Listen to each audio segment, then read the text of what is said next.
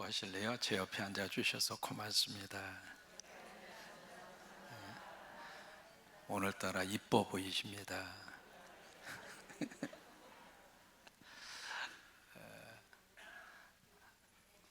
지금 이제 바울이 목회의 길을 걸어가는 디모데한테 에베소 지역에 지금 남겨놓고 바울은 에게해를 건너서 유럽으로 가요.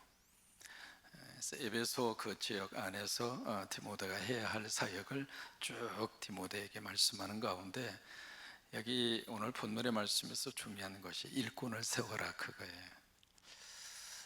여기 직분자를 세워라 그 이야기는 그 교회에 일꾼을 세워라 그 말입니다. 여러분, 일꾼이라고 하는 것이 그 교회의 기둥입니다. 성곽교회가 73년의 역사를 지내오는 동안 하나님이 이 재단에 귀한 일꾼들을 잘 세워주셔서, 아멘 좀 크게 하시면 감사하겠어요. 이 교회에 귀한 일꾼들을 하나님이 잘 세워주셔서 여기까지 이 교회가 든든하게 잘 세워져 가도록 오늘 여기까지 있게 된 가장 중요한 동기 중에 하나가 세워주신 일꾼들의 헌신과 충성과 눈물과 기도의 결과입니다. 무엇이든지 거저 되는 것은 아무것도 없어요. 그래서 영어에 그런 표현이 있습니다. No free lunch, 공짜 점심은 없다, 그런 말이 있거든요. 눈물로 씨앗을 뿌려야 거둘 것이 있잖아요. 그러니까 이 교회의 역사 속에서 많은 분들이 이 교회를 위해서, 교회를 위한다는 이야기는 주님을 위한 거잖아요.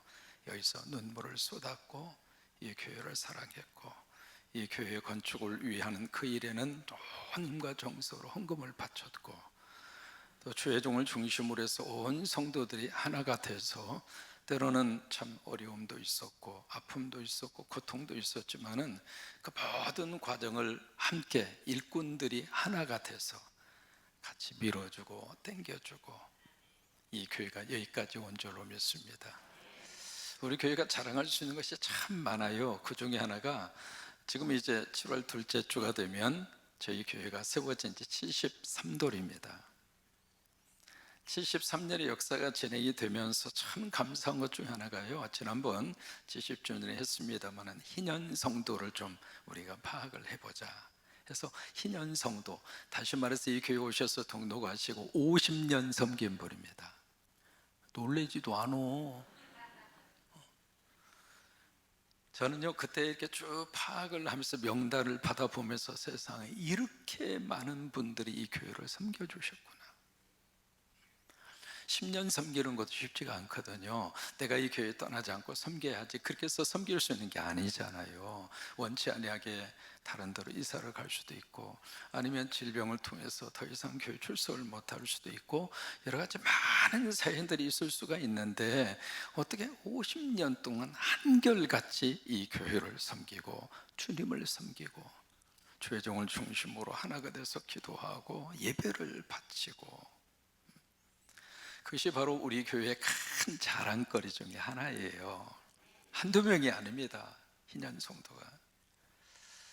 또한 우리 교회의 자랑거리 중에 하나가, 지금 제가 73년 역사 가운데 몇 대 목사죠? 앞에 답이 나와요.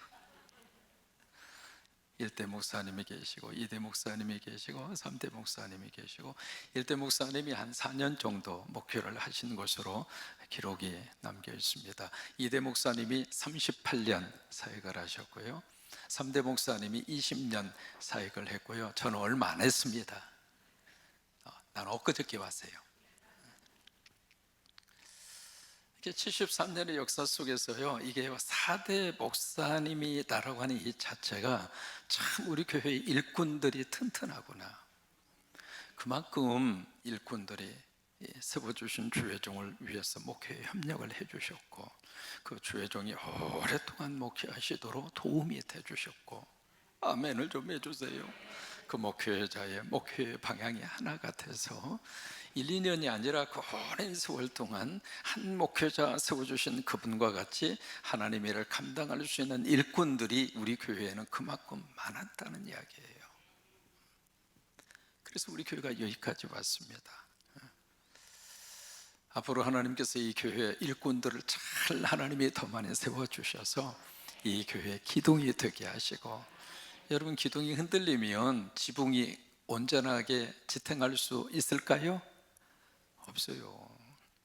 기둥이 흔들리면 그 교회 안에 있는 성도들이 편안한 마음으로 신앙생활을 할 수 있을까요?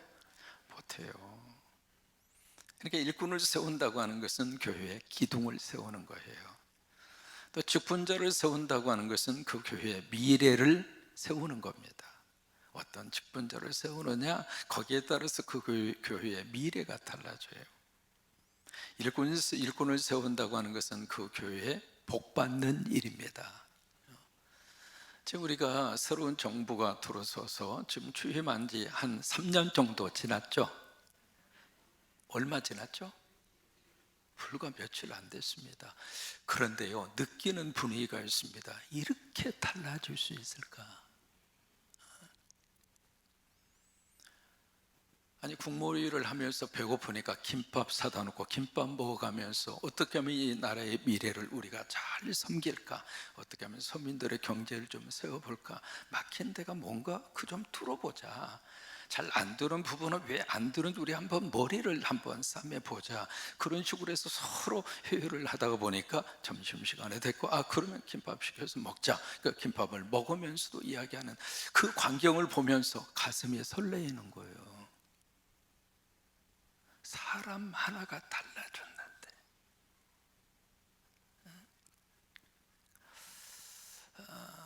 일꾼이라는 게 그런 거예요.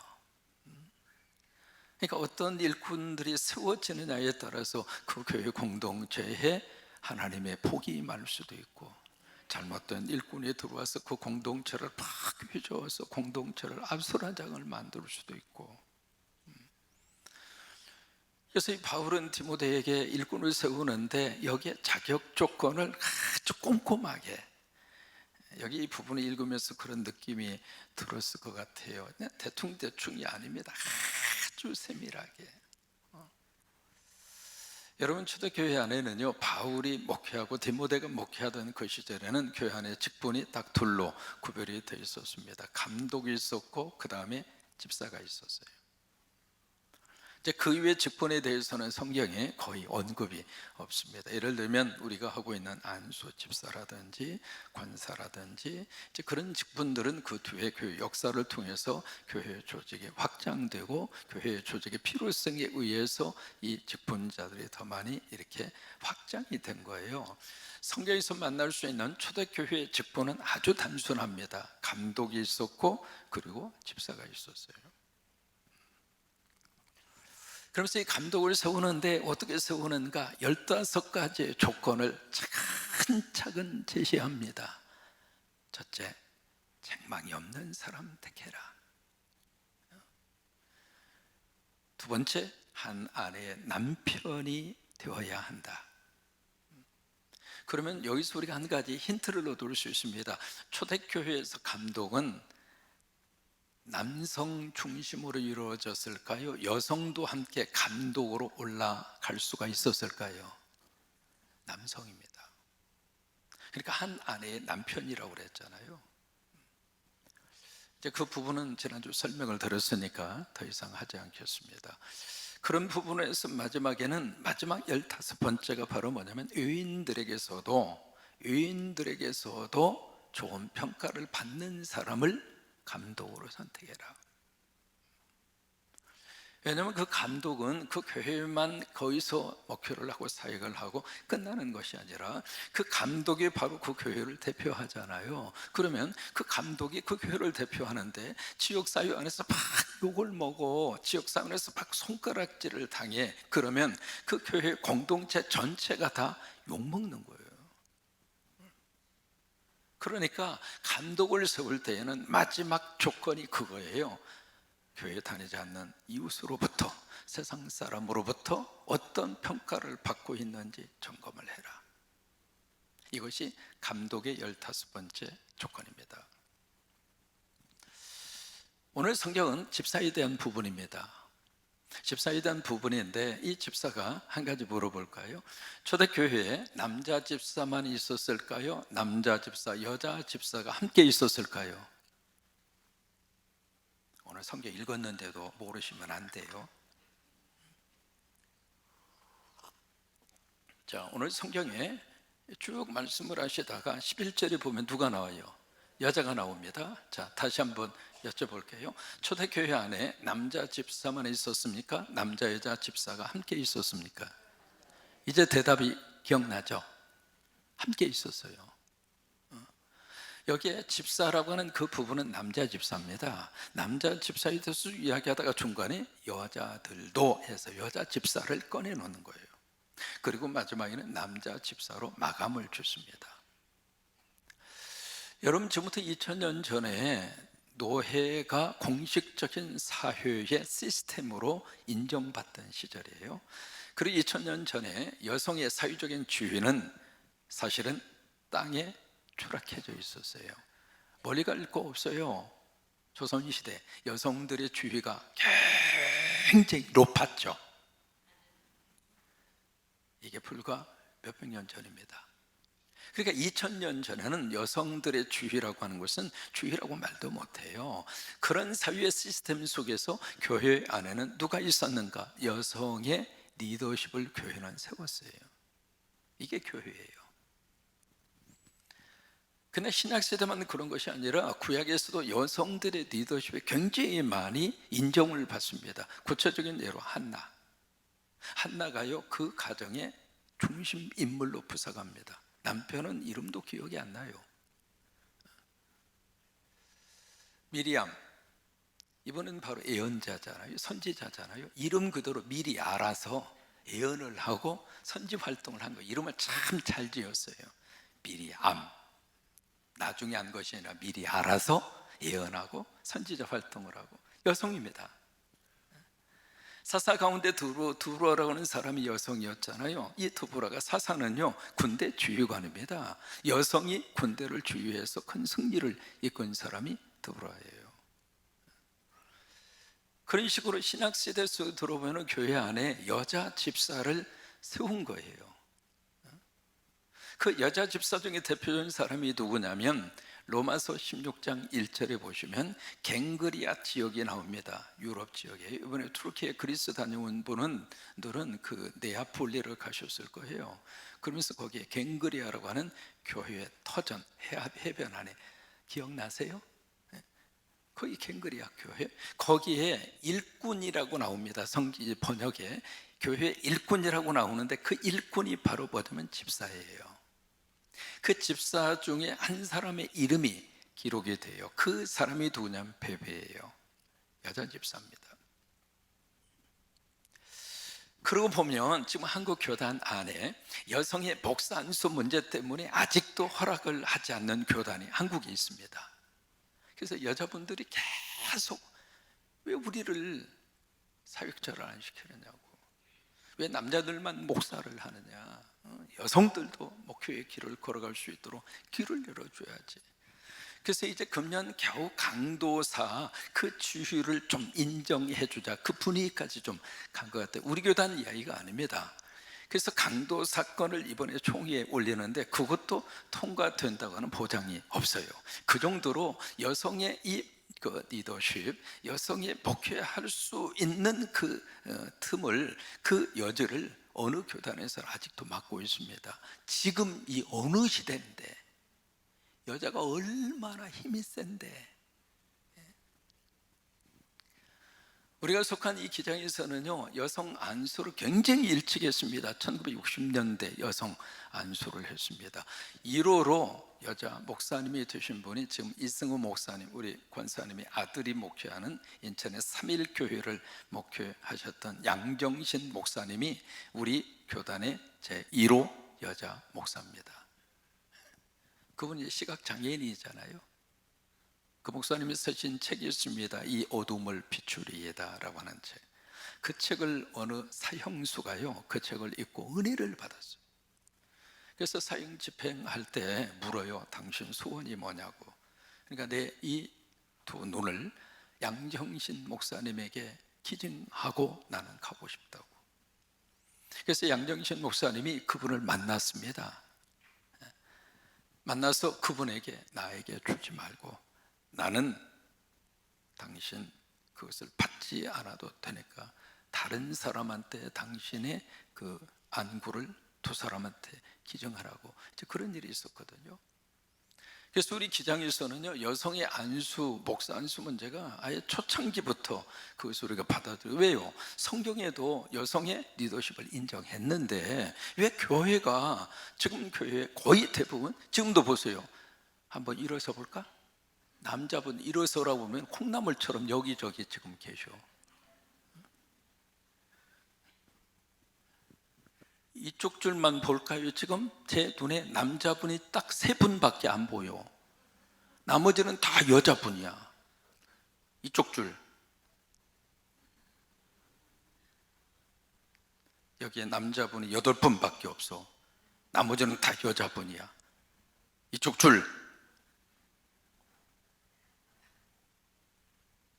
이쪽에 남자분 6분이고 나머지는 다 여자요. 이쪽 줄 더 이상 안 실래. 이미 초대교회 안에 여성의 리더십을 교회가 받아들였어요. 그래서 여자 집사 문제가 그래서 나오는 거예요. 자, 남자 집사에 대해서 먼저 이야기합니다. 자, 8절입니다. 같이 한번 읽겠습니다. 이와 같이 집사들도 정중하고, 정중하다는 이야기는 단정해라 그 말입니다. 단정하라는 이야기는 옷을 잘 입어라 그 말이 아니라 존경할 만한 가치가 있게 해라 그 말이에요. 그 다음에 두 번째, 뭐 하지 말고, 일구이연하지 말고. 일구이연이라고 하는 것은 한마디 했다가 이마디 했다가 저마디 했다 이마디 했다. 주로 이제 어떤 사람들이 일구이연을 하느냐면 아첨꾼들이 그럽니다. 여기 가서 막 그랬다가 저쪽에 가서 막 이랬다가. 그렇게 하지 말라 그 말이에요. 세 번째, 술에 어떻게 하라고요? 임박히지 말라. 이 부분을 읽으면서 참 은혜를 많이 받아요. 술 먹지 말라는 말씀이 아니구나. 술에 입만 안 박히면 되는구나. 그래서 이것을 상당히 자율적으로 해서, 그래서 알코올 중독만 안 되면 되지, 마시지 말라고 하지 않았느냐, 그렇게 해석을 하는데, 여기에 술에 임박히지 아니하고 라고 하는 것은 그 술 그 자체를 탐닉하지 말라 이 말이에요. 술을 가까이 하지 말라 이 말이에요. 왜 그럴까요? 술이 모든 타락의 시작이에요. 그러니까 타락하기에 가장 우리가 쉽게 넘어가는 것이 술이라 이 말이에요. 그러니까 그 술 가까이 하지 말라 그 말이에요. 그 다음에 더러운 일을 탐하지 아니하고. 여기 더러운 일을 탐하지 아니하고 구절을 보시면 깨끗한 양심이 나옵니다. 이 부분이 들어간 이유가요, 초대교회의 집사들이 하는 가장 큰 일이 바로 뭐였느냐면 구제하는 일이었어요. 그것이 사도행전 7장이잖아요. 그러니까 초대교회 집사들이 하는 가장 중요한 봉사는 구제품을 모아다가 그 구제품을 나눠주는 일을 했어요. 그러니까 지금으로 말하면 그 당시에 집사들이 했던 교회 안에서 역할 가운데 큰 일이 바로 재정 담당이에요. 그 재정을 담당하는데 만약에 더러운 일을 탐하는 마음을 가진 집사가 들어가면 그 재정이 온전하게 투명하게 그 재정이 운용이 될까요? 안 되잖아요. 그래서 깨끗한 양심을 요구하는 거예요. 여러분, 항상 교회의 재정은 두 가지 원리가 있어야 된다고 나는 늘 생각을 해요. 첫째는 교회의 재정은 투명해야 된다. 두 번째, 교회의 재정은 공개해야 된다. 그래야 마귀와 사탄이 들어오지 않거든요. 그러니까 이 집사들이 그 재정을 담당하는데 구호품을 모아다가 그리고 구제하는 그 일을 하는데, 만약에 더러운 일을 탐한다면 좋은 것이 들어오면 살짝 빼서 자기가 입든지 자기가 가지든지. 집사들이 그러면 안 된다 이 말이에요. 그러면서 구절 말씀에 깨끗한 양심을 가진 믿음에 뭘 가져요? 비밀을 가진 자라야 할지니라. 여기 믿음의 비밀이라는 것은 그렇구나, 뭐 신비적인 경험을 하고 체험을 하고 그런 것을 말하는 것이 아니라, 여기 믿음의 비밀이라는 것은 뭐든지 사람이 깊은 관계 속에서 비밀이 생깁니까 안 생깁니까? 생겨요. 우리가 예수님과의 깊은 교제 속에 들어가면 주님과의 관계 속에서 주님과 나 사이에서 뭔가 우리가 이렇게 가지고 체험하는 비밀이 있다 이 말이에요. 그런 의미에서의 믿음의 비밀이에요. 나름대로 신앙의 간증을 가진 자라야 할지니라.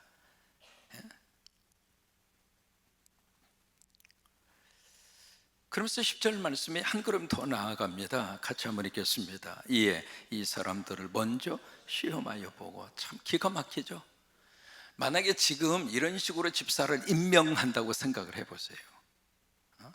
그러니까 그 당시에 이 에베소 교회에 디모데를 통해서 집사를 세우라고 주신 그 자격 조건하고 지금 우리 교회가 집사를 임명할 때 어떤 식으로 지금 임명하고 있는가, 앞에 있는 조건을 쭉 따진 다음에 그것도 부족해서 시험해 보라는 거예요. 여러분, 여기 시험해 보라고 하는 이야기는 뭐 시험거리를 줘가지고 이 사람이 패스하는지 안 하는지 그 봐라, 그 말이 아니라 이 사람이 제대로 집사의 직분을 받을 만한지 아닌지 오랫동안 지켜봐라 이 말이에요. 그게 여기에 말하고 있는 시험해보라 그 말이에요. 그러니까 들어온 지 얼마 안 된 분, 여기 감독도 마찬가지잖아요. 새로 들어온 자는 감독의 직분을 주지 말아라. 왜? 교만할까? 그래서 하나님으로부터 심판받을까 두려우니까 그런 사람은 감독에 절대로 시키지 말라. 그거하고 집사가 똑같아요. 집사도 그냥 들어와서 얼마 안 됐는데 바로 집사라고 하는 직분을 주어서 그로 하여금 이 집사의 직분이 뭔지도 모르고 그렇게 하지 말라 이 말이에요. 여러분이 이게 전도를 받아가 교회에 나온 거예요. 나와서 그러니까 목사님이 새 가족이니까 신앙생활 열심히 5년만 하시면 내가 집사 주겠다고. 그러니까 이분이 너무너무 감사한 거예요. 야, 5년만 열심히 나가면 집사 준대. 세상에 나 이복 받겠다고. 그래서 5년 동안 열심히 나왔어요. 드디어 목사님이 약속한 대로 집사의 직분을 줬죠. 근데 집사 직분을 딱 받고 나서 그 다음 날 이분이 목사님에게 와서 항의를 합니다. 목사님, 왜 집 안 사줍니까? 무슨 놈의 집 안 사줘요? 집 사준다고 그랬잖아요. 집 사줬잖아요. 무슨 놈의 집 사줘요? 집사라고 하는 그 호칭만 주었지 집을 사줘야지. 아니 내가 언제 집을 사준다고 그랬어요? 집 사준다고 그랬지. 아니 목사님 그때 분명히 집 사준다고 그랬잖아요.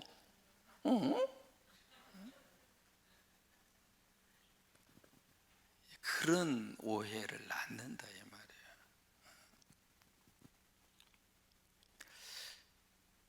또 10절에 보세요. 거기서도 또 안 끝나요. 그 후에 뭐가 없으면 책망할 것이 없으면, 이건 감독도 똑같이 요구한 내용이에요. 그러니까 감독한테 요구한 그 자격의 조건을 집사한테도 요구하더라 이 말이에요. 책망할 것이 없으면 집사의 직분을 맡게 해라.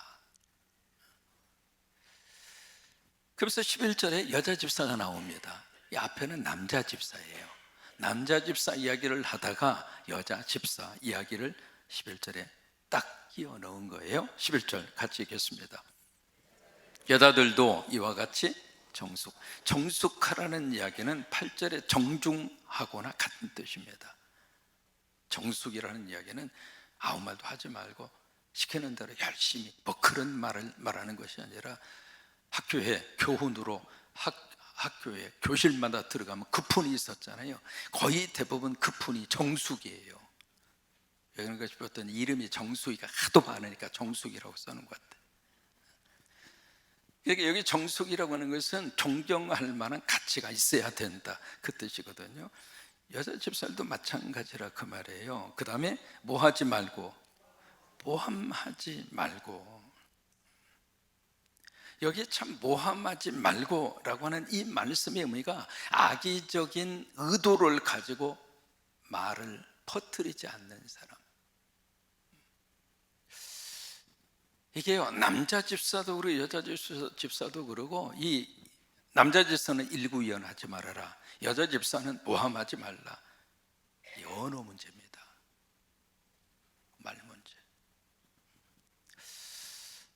이게 말을 통해서 하나님이 역사하시잖아요. 왜? 하나님 말씀으로 창조를 하셨으니까. 그러니까 말 속에는 그 놀라운 창조의 능력이 있어요. 그런데 이 말 속에 마귀와 사탄이 끼어들 만한 여지가 엄청나게 많아요. 여러분, 교회 안에는 뭐가 많아요? 말이 많잖아요. 그래서 어느 분이 천국 가보니까 입만 둥둥 떠다니더래. 입만 천국에 와 있는 거예요. 직분자들에게 있어서 정말 필요하고 정말로 하나님이 집중해서 보는 것은 어느 문제예요? 말 조심하라 이 말이에요. 그래서 제가 말을 하기 전에는 세 가지의 문을 통과해야 돼요. 첫째, 이 말이 사실인가? 확인되지 않았으면 안 하시는 게 좋아요. 그랬다더라 그렇게 말하면 그게 나한테 부메랑이 돼요. 말하기 전에 이게 참말인가 한번 그 문을 통과하라 그 말이에요. 두 번째, 참말이라 할지라도 이게 꼭 해야 할 말인가, 두 번째 문을 통과하라 그 말이에요. 이게 사실이고 이게 진짜 말이라 할지라도 이 말이 꼭 이 시간에 해야 할 말인가, 하지 않아도 될 말이 사실은 더 많아요. 괜히 그 말 한마디 해서 나도 속상하고 상대도 속상하고, 그렇게 해서 그냥 그것 때문에 그냥 속에 스트레스 받고, 사람이 스트레스 받으면 가장 힘든 게 이게 소화가 안 되잖아요. 소화가 안 될 뿐더러 또 하나 잠을 못 자. 그럼 누구 손해예요? 내 손해야. 내가 왜 그것으로 인해서 나 속상하고 나 몸 상하고 나 건강해져? 그럴 이유가 없잖아요. 그러니까 참말이라 할지라도 이게 꼭 필요한 말인가? 그 문을 통과해라 그 말이에요. 세 번째, 문을 반드시 통과하라고 그랬습니다. 이 말이 친절한 말인가? 그래서 그 문을 통과한 다음에 말을 하라 그 말이에요. 그러니까 이 언어 문제는요, 여자 집사들한테만 해당이 되는 것이 아니라 남자 집사도 똑같이 해당이 되는 거예요. 그 다음에 11절 여자 집사에 대해서 세 번째 뭐 하라고 그랬어요? 절제하며. 이것은 감독에게 요구되는 내용하고 똑같아요. 그 다음에 모든 일에 충성된 자라야 할지니라. 여기 충성된 자라야 할지니라 그 말은 신뢰할 만한 사람이어야 한다 그 말이에요. 그래서 12절 말씀에 이게 남자 집사들에 대해서 감독이 한 말씀을 12절에서 그대로 다시 한번 여기 강조합니다. 12절 같이 읽겠습니다. 집사들은 한 아내의 남편이 되어 자녀와 자기 집을 잘 다스리는 자일지니. 사실 이게 가장 힘들어요. 다른 것은요, 사람이 노력을 하든 나름대로의 자기 수양을 하든 나와 관계되는 일은 내가 노력하면 어느 정도 이렇게 발전이 되고 그래요. 근데 이 세상에 가장 내 마음대로 안 되는 것이 바로 뭐예요? 자식 문제예요. 그래서 자식 가진 사람은요, 남의 자식 가지고 뭐라고 하시면 안 돼요. 왜? 나한테도 그 일이 닥칠지 모르니까. 남의 자식을 보면서 막 손가락질하죠. 여러분, 그게요, 내 자식에게도 얼마든지 가능성이 있어요. 그러니까 남의 자식에 대해서는 이야기 안 하시는 게 좋아요. 그러니까 내 마음대로 안 되는 것이 참 힘든 것이 자식 문제거든요. 이건 사무엘상 1장의 엘리 제사장, 엘리 목사도 똑같은 일을 겪어요. 홈리와 비네아스. 그러니까 목사의 가정도 이 문제에서 자유로움을 얻을 수가 없어요. 참 힘든 문제가 이 자식 문제입니다. 그러면서 한 아내의 남편이 되어야 한다. 지난주 설명드린 것처럼 뭐 싱글은 안 되고 독신은 안 되고 같이 살다가 한 번 앞서 보내면 뭐 아무 직분도 맡으면 안 되고 그런 내용이 아닙니다. 만약 그렇게 말하면 바울도 여기에 해당이 돼요. 여러분, 바울이 결혼했을까요? 안 했을까요? 이렇게 여쭤볼까요? 베드로는 결혼했을까요? 안 했을까요? 했죠. 왜? 장모가 나오잖아요. 그러니까 캐톨릭에서 지금 잘못하고 있는 거예요. 베드로는 결혼 안 했다고 이야기하거든요. 그래서 초대 1대 교황이 베드로예요.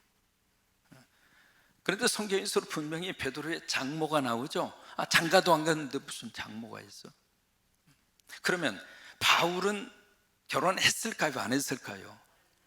안 했어요. 왜? 고린도 전서에 분명히 이야기합니다. 아직까지 결혼 안 한 분들이 있다면 나와 같이, 그렇게 말합니다. 바울은 싱글로 살았습니다. 그러니까 싱글로 사는 분 절대로 뭐라고 하지 마세요. 장가 가도 축복이고 장가 안 가고 혼자 있어도 축복이고 그런 거지, 거기에 성경에서 꼭 해라 그 말은 없어요.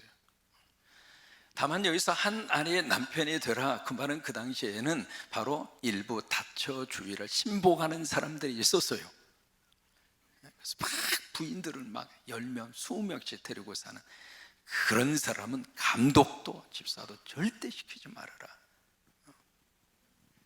그 이야기예요. 13절입니다. 같이 읽겠습니다. 집사의 직분을 잘한 자들은 아름다운 지위와 그리스도 예수 안에 있는 믿음의 큰 담력을 얻느니라. 여러분, 이 직분 잘 감당하면 두 가지입니다. 아름다운 지위를 가지게 될 것이다. 여러분, 교회에서 집사 직분 잘 감당하면 세상에서 하나님이 높여주셔요.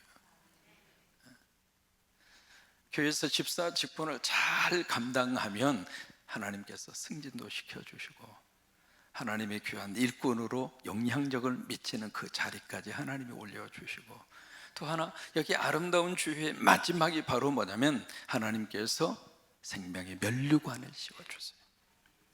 여러분, 직분 헌신하시고 충성하세요.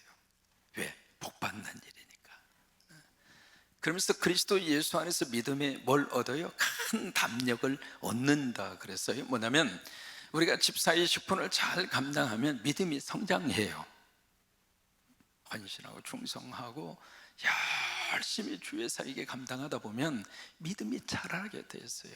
특히나 열심으로 우리 금년에 새로운 팀장님이 들어오셔서 우리 팀원들이 열심으로 사역을 감당하잖아요. 그러니까 이 저분들이 특히나 사역을 하다 보니까 수요예배 빠질 수가 없어. 특별히 팀장님은. 그게 억지일 것 같죠? 아니에요. 그러면서 믿음이 더 생겨요. 그러면서 내 안에 하나님이 복을 담아주세요. 교회학교 우리 선생님들이 헌신을 보면 늘 감사해요. 주일마다 100여 명의 우리 선생님들이 그냥 종종 저기면서 그 학생들을 위해서 헌신하고 수고해주고, 어떻게 해서라도 우리 그 부서 아이들한테 그냥 간식 조금이라도 더 주고 싶어서 그런 모습 볼 때마다 그 갖다가 선생님들이 먹는 게 아니라 학생들 주는 거거든요. 그런 모습을 보면서 참 그 아름답다. 제가 일부 예배 마치고 만나홀에 가면 참 전국에서 최고로 맛있는 밥을 제가 만나홀에서 일부 예배 마치고 먹습니다. 그 헌신하는 그 모습 보면은 참 너무 아름다워요. 너무 귀해요. 성가대 지금 이제 2부, 3부 그리고 이제 호산나까지 성가대 주일 헌신하는 분이 거의 전부 다 이렇게 합치면 거의 한 160명 정도 성가대가 헌신을 하거든요. 중복으로 쓰든 뭐 하든 간에 그 찬양 한 곡 바치기 위해서 열심으로 연습하고 그걸 하나님 앞에 이렇게 찬양의 제사를 하나님 앞에 바치고 새벽 예배 때마다 피아노 반주해 주시고 쉐키나 찬양할 때 여기서 드럼 쳐주시고 반주해 주시고 요소요소에, 그리고 들으시는 분 주차 뜨거운 여름에 어제 감자 캐면서도 참 이 헌신이 아름답다. 감자가요 얼마 만인 줄 알아요? 내 주일날 보여드릴게. 와, 감자가 얼마나 큰지, 얼마만 하다고 제가 좀 힌트를 드렸나요?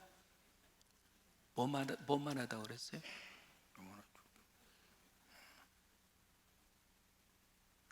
아름다운 헌신이죠. 아름다운 헌신.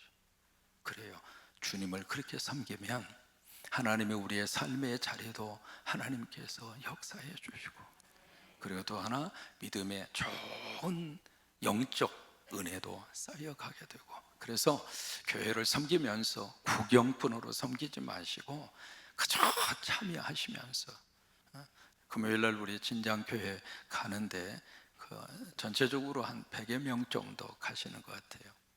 미리 가서 이제 거기에 양파도, 그 다음에 마늘도, 수확도 해주시고, 마을 거기에 쭉 해서 소독도 그렇게 해주시고, 그리고 이제 삼계탕도 끓여서 삼계탕 이렇게 대접도 해주시고, 미용팀 가서 마을 어르신네들 여기 이제 볶아주기도 하고, 잘 깎아드리기도 하고, 미용 사역도 하고, 그 다음에 사역팀이 가서 거기 가서 이제 여러 가지 사역팀이 이렇게 공연도 해드리고, 그리고 이제 민호기 목사님이 와서 찬양 집회도 하시고. 근데 그 일에 이렇게 성도들이, 여러분 금요일 날 일부러 휴가 내지 않으면 시간 못 내잖아요. 그런데 그렇게 헌신을 해주시더라 이 말이에요. 우리 교회 좋은 교회, 성광교회, 성광. 아멘.